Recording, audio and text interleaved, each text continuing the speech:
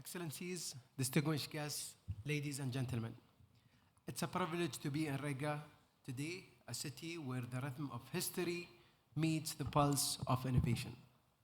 A city that has long stood at the intersection of continents and ideas, where the past does not constrain the future but instruct it. This year's carry deep meanings. We mark 30 years of diplomatic relations between the United Arab Emirates and Latvia. 3 decades of friendship founded on shared values and common belief that progress is built on curiosity, courage, and connection. And I wish to begin by thanking Her Excellency, the Prime Minister of Latvia, who earlier this year joined us in Dubai at the World Government Summit, alongside 32 heads of states, 80 international organizations and institutions, and more than 4,000 ministers, CEOs, thought leaders, and global industry leaders, all gathered around one simple, urgent question. What will the next decade demand from governments? The same question brings us today here, because both our nations understand that small countries, guided by visions, can shape the global future. Ladies and gentlemen, if we wish to design the future wisely, we must first listen carefully to history. It speaks not in nostalgia, but in lessons. This morning, I would like to reflect on some lessons from our history that have shaped who we are in the UAE and who we must be all become as technologists, policymakers, and dreamers. The 3 lessons are about knowledge, foresight, and resilience.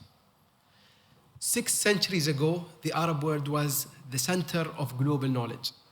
Libraries in Baghdad had over million manuscripts. Our scholars gave the world algebra, astronomy, medicine, and navigation, ideas that built civilization. But around 1450, when Gutenberg's printing press emerged in Europe, parts of our region banned it, fearing it would spread falsehoods, destroy jobs, and dilute language. What we saw as a danger, others saw as destiny. And while Europe printed its future, we posed ours. That single act, a refusal to embrace change, cost us centuries of progress. Today, a new printing press stands before us: artificial intelligence. And once again, the same questions echo through parliaments and living rooms alike. What will it take our jobs? Will it reshape our identities? Will it control us? The first lesson, ladies and gentlemen, from history is very clear. Fear is the enemy of progress. Those who build walls around innovation end up defining ruins. Those who embrace it with wisdom build futures. Your Excellencies, long before satellites or sensors, the people of the UAE survived by reading and understanding the sea. Our ancestors called it sabr, the art of testing depth, studying the color of the water, the rhythm of the wind, the whisper of the waves.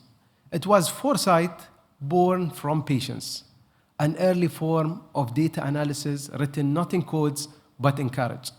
That same instinct guides us today. We practice sabr through national foresight. We have a UAE Centennial 2071 strategy. We were the first nation to appoint a Minister of Artificial Intelligence through a conversation that happened at the World Government Summit back in 2017. And we designed policies that look into not only 5 years in the future, but 50 years from today. We have learned that progress does not come from copying others' models, but from creating our own, rooted in foresight and powered by partnerships. That's why governments operate as a living laboratory. The second lesson, foresight is a compass of survival. You cannot control the winds, but we can definitely learn to read them.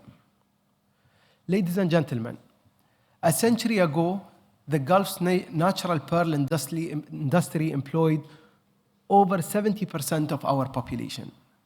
Then, in 1926, Japan introduced cultured pearls, and within a decade, the industry collapsed. This disruption forced us to reinvent our economy and our mindset. And that's why our president, His Highness Sheikh Mohammed bin Zayed Al Nahyan, set up a clear KPI that we will celebrate the last barrel of oil. Because prosperity is not what lies beneath the ground, it is what lies in the mind. Today, 75% of our GDP comes from non-oil sectors. We have built 15 technology zones, created world's first graduate university of AI, and became home for the highest number of unicorns in our region.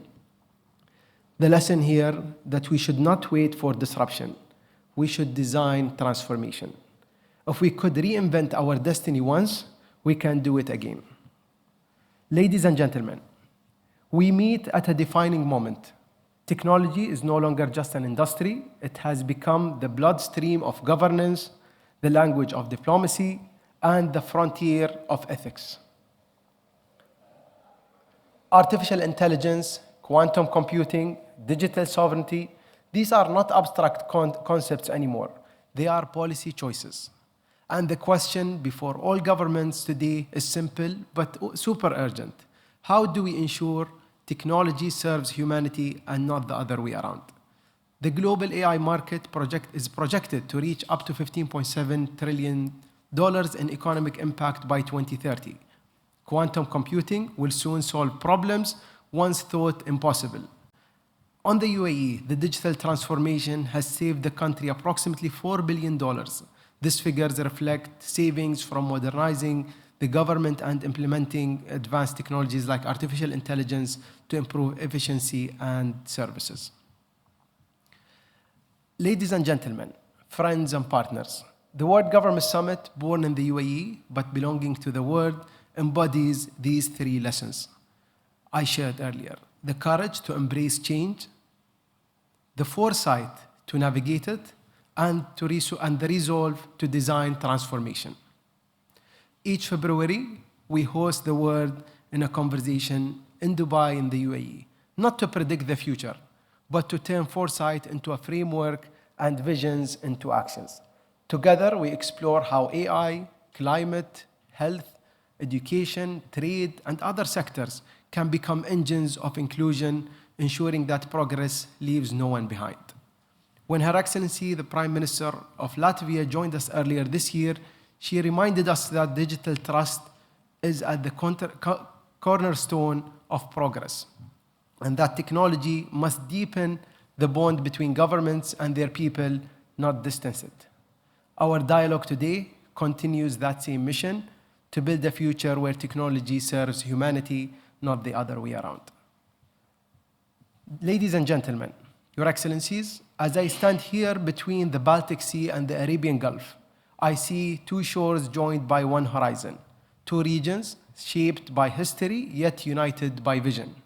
And history has taught us that fear imprisons progress, that foresight is freedom, that disruption becomes destiny only when we refuse to design it.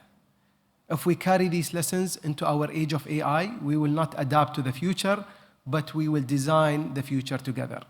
So let us build together, Latvia and the UAE, Europe and the Middle East, a future where technology expands potential, not replaces it, where data connects us, not divides us, where innovation begins with ethics and ends with inclusion.